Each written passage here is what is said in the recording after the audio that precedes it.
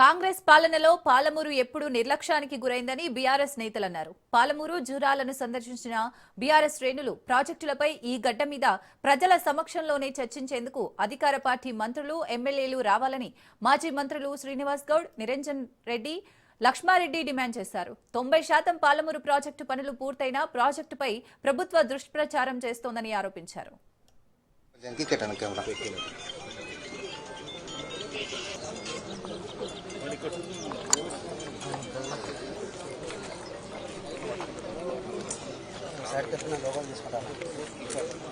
Start అయింది live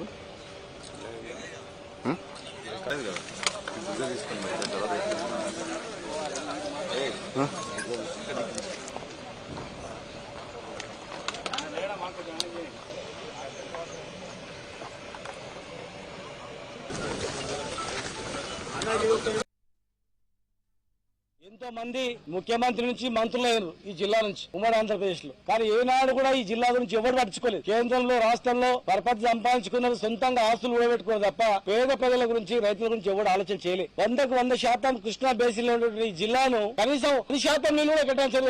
ఎవరు అడగలేదు అసలు. పాలమూరు జిల్లాకు నీళ్లు కేటాయించాలా, కృష్ణాలో మా వాటా ఉంది, మా బేసిన్ ఇది అని చెప్పి ఎవరు కూడా మాట్లాడలేదు. రాయలసీమకు నీళ్లు తీసుకుపోయారు, ఆంధ్ర నీళ్లు తీసుకుపోయారు, ఇక్కడ నుంచి కానీ తమిళనాడుకు తీసుకుపోయారు. కానీ ఈ జిల్లా ప్రజల గురించి పట్టించుకుని నాతునే లేడు. 2 ట్రిబ్యునల్ ఏర్పాటు ఆంధ్రప్రదేశ్ లో. 2 ట్రిబ్యునల్ లో కూడా ఈ పాలమూరుకు నీళ్లు కేటాయించాలని ఎవరు అడగలే. వాళ్ళు కూడా కేటాయించలేదు. బచావా దొక్కడు ఆయన ఎవరు అడగక ముందే ఆయన చూసి చెల్లించిపోయిండు. 100% బేసిన్ లో ఉన్న కృష్ణా బేసిన్ లో ఉన్నటువంటి పాలమూరు జిల్లా ఎవరు నీళ్లు కేటాయించాలని అడుగుతలేడు. ఇది ఎంత అన్యాయం అని చెప్పి దుఃఖంతో జూరాలు కేటాయించిండు ఆయన. జూరాలో ఇప్పుడు చూస్తే ఎండిపోయింది, మొత్తం మట్టి కనబడతా ఉంది. మొన్న వర్షాలు పడ్డాయి, బంద్ అయినాయి. ఇంకా ఎండాకాలం రాలేదు, చలికాలం నదీ సెంటర్ లో ఎండిపోయింది. ఇంకా 10-15 రోజులు అయితే జూరాలు మొత్తం తేలుతుంది, మొత్తం మట్టి దిప్ప.